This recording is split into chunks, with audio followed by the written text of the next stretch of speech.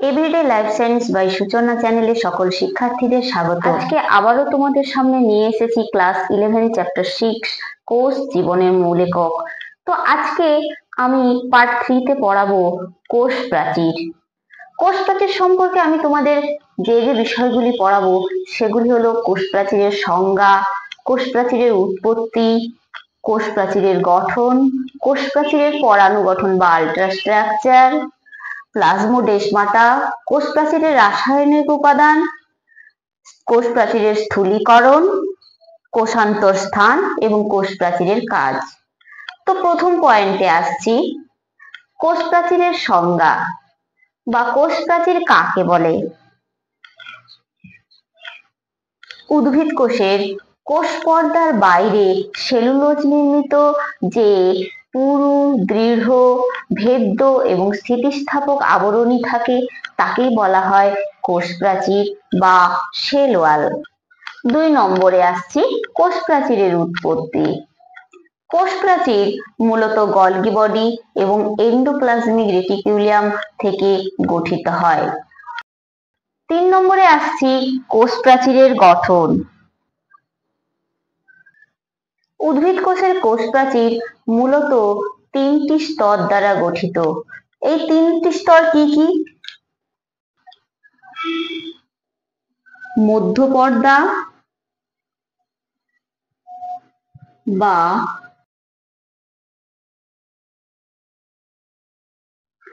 Middle lamella. 2 নম্বর হচ্ছে প্রাথমিক প্রাচীর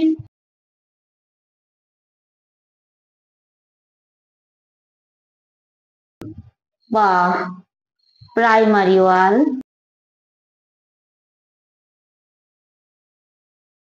3 নম্বর হচ্ছে গৌণ প্রাচীর বা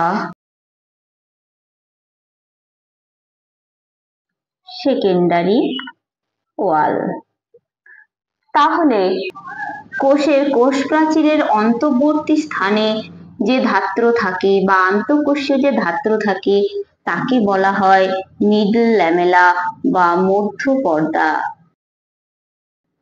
এই মধ্য পর্দা ক্যালসিয়াম পেকটেট, ম্যাগনেসিয়াম পেকটেট এবং কিছু প্রোটিন দ্বারা গঠিত। কাস্টল কোষ লিগনিন সমৃদ্ধ হওয়ায় এই ধরনের কোষ দৃঢ় এবং শক্ত প্রকৃতির হয়। এই মধ্য পর্দা পাশাপাশি দুটি কোষকে আটকে রাখে।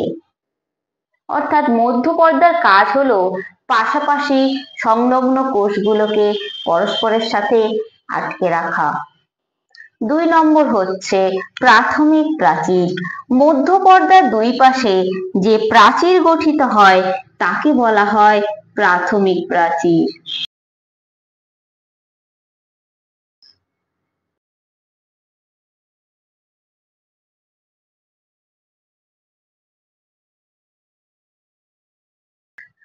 এই প্রাথমিক প্রাচীরে সেলুলোজ, হেমিসেলুলোজ, লিগনিন, সুবেরিন ইত্যাদি থাকে।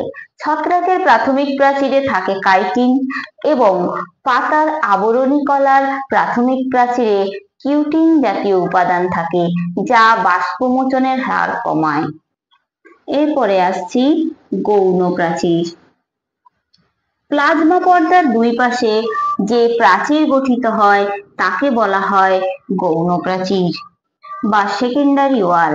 এই সেকেন্ডারি ওয়াল 3টি ভাগে বিভক্ত। এটা হচ্ছে S1, S2 এবং S3।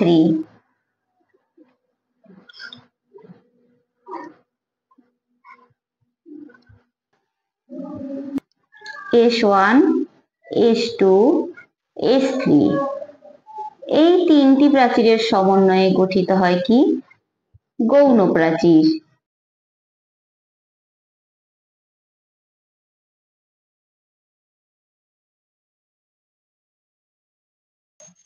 তাহলে S1, S2 এবং S3 এই 3টে স্তরের সমন্বয়ে গৌণ প্রাচীর গঠিত। গৌণ প্রাচীর সেলুলোজ, হেমিসেলুলোজ, লিগনিন, সুবেরিন ইত্যাদির সমন্বয়ে গঠিত হয়। গৌণ প্রাচীর ছাড়াও কোষ প্রাচীরে আরো একটি প্রাচীর থাকে, সেটা হলো প্রগৌণ প্রাচীর বা টারসিয়ারি ওয়াল।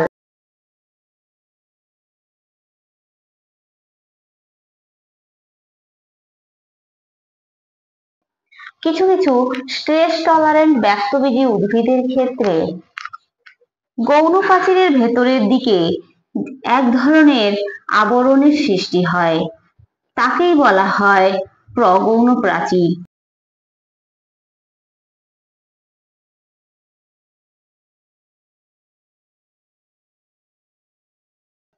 এই প্রগৌণ প্রাচীর জাইলান শর্করা দ্বারা নির্মিত। এই প্রগৌণ প্রাচীরে মাইক্রোফাইব্রিল এবং সেলুলোজ থাকে না। এছাড়াও এই প্রাচীরের ধাত্র রঞ্জিতকরণের বৈশিষ্ট্য ইত্যাদি আলাদা।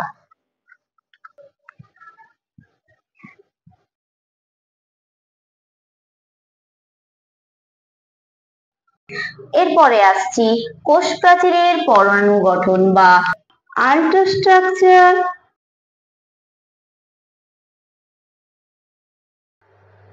অফ সেল ওয়াল বা কোষ প্রাচীরের পরাণু গঠন।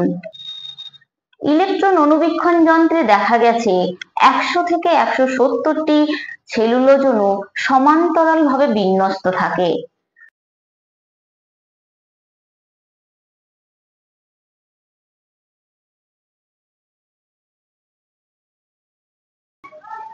যেগুলি পরস্পরের সঙ্গে সংযুক্ত হয়ে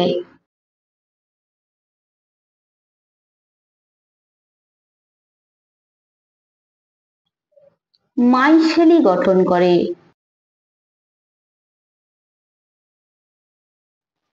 কি ধরনের মাইসেলি গঠন করে? প্যাঁচানো দড়ির ন্যায় মাইসেলি গঠন করে। এরপর 20টি মাইসেলি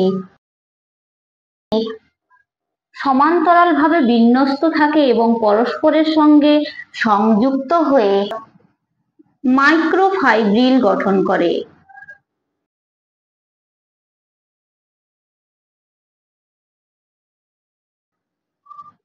এই মাইক্রোফাইব্রিল পরে ম্যাক্রোফাইব্রিলে পরিণত হয়।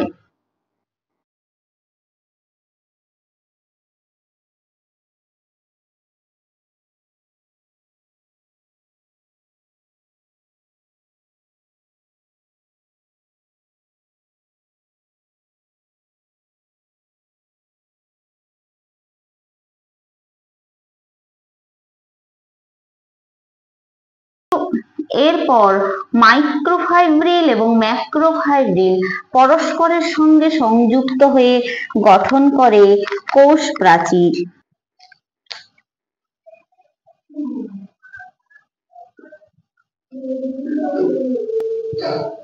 যা একটি ত্রিস্তরীয় গঠন।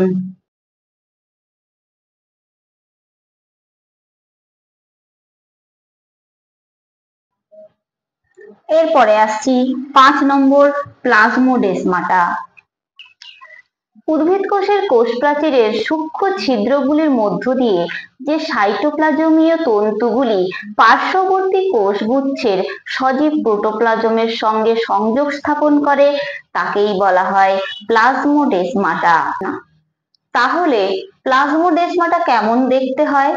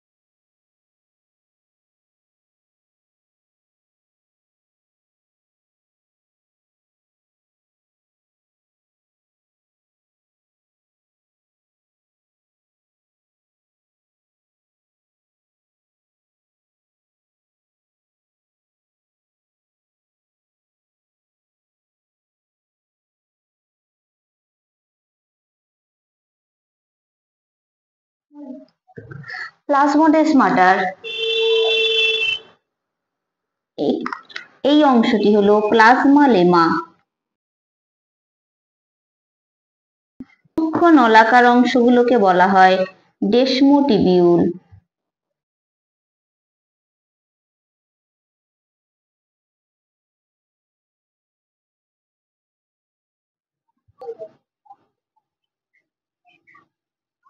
কোষ প্রাচীর এই অংশটি হলো এন্ডোপ্লাজমিক রেটিকুলাম। এই অংশটি হলো কলার।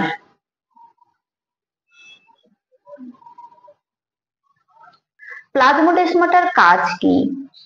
1 নম্বর, প্লাজমোডেসমাটা সন্নিহিত কোষগুলির মধ্যে সাইটোপ্লাজমীয় সংযোগ রক্ষা করে।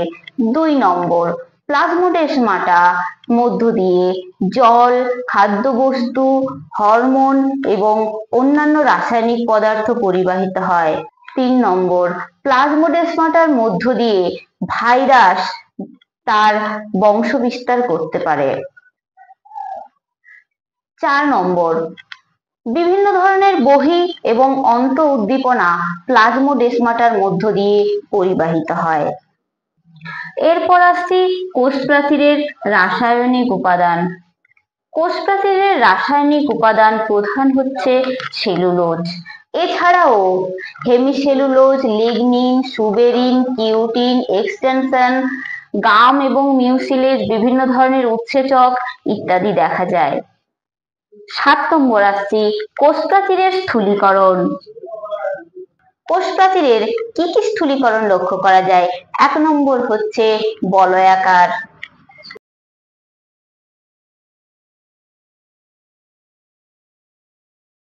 নম্বর হচ্ছে বলয়াকার।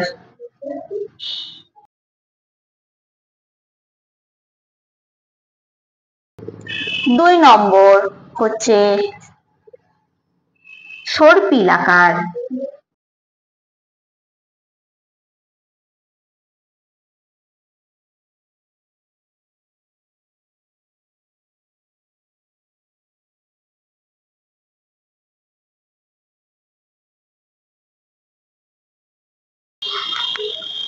3 নম্বর হলো সোপানাকার।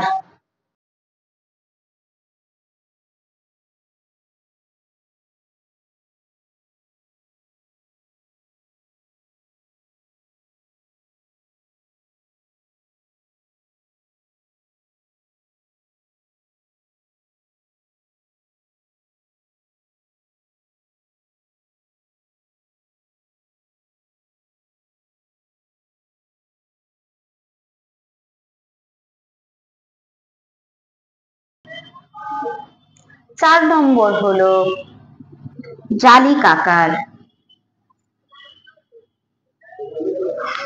জালিকাকার কূপগুলি কেমন দেখতে হয়?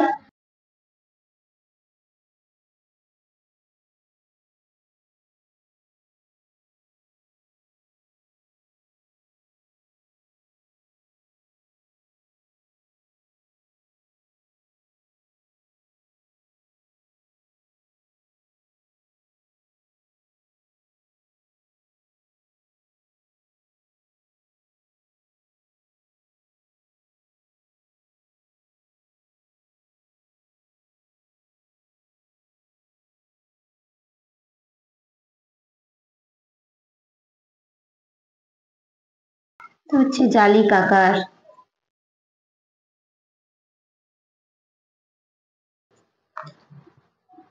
এরপর আসছি কূপযুক্ত।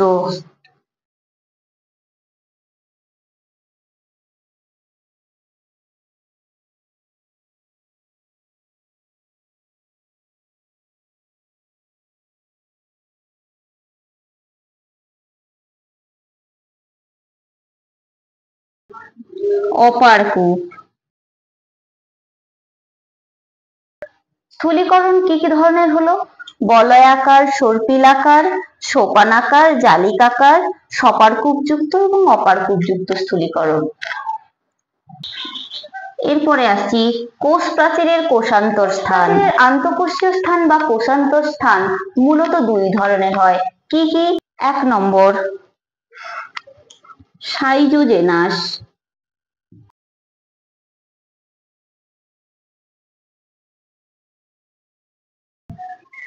সাইজোজেনাস কোষান্তর স্থানটা কি? উদ্ভিদ কোষের আন্তঃকোষীয় স্থান প্রসারিত হতে থাকার ফলে যখন ওই প্রসারণ স্থানটি সংকুচিত হয়ে কোষান্তর স্থানের সৃষ্টি করে তখন তাকে বলা হয় সাইজোজেনাস।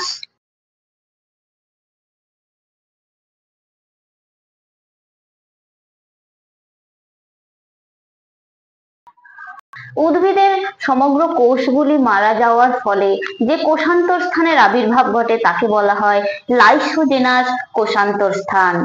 কতিপয় জলজ উদ্ভিদ ইউক্যালিপটাস, লেবু ইত্যাদির ক্ষেত্রে এই ধরনের কোষান্তর স্থান লক্ষ্য করা যায়। শেষে আসছি কোষ প্রাচীরের কাজ কি। 1 নম্বর, কোষ প্রাচীর কোষের প্রোটোপ্লাজম এবং প্লাজমা পর্দাকে রক্ষা করে। 2 নম্বর, কোষকে যান্ত্রিক দৃঢ়তা প্রদান করে। 3 নম্বর, কোষকে নির্দিষ্ট আকৃতি পেতে সাহায্য করে। 4 নম্বর, জল, খনিজ লবণ, খাদ্যবস্তু, বিভিন্ন ধরনের হরমোন ইত্যাদি পরিবহনে সাহায্য করে। 5 নম্বর, বিভিন্ন ধরনের রোগ জীবাণুর আক্রমণ থেকে কোষ প্রাচীর কোষকে রক্ষা করে।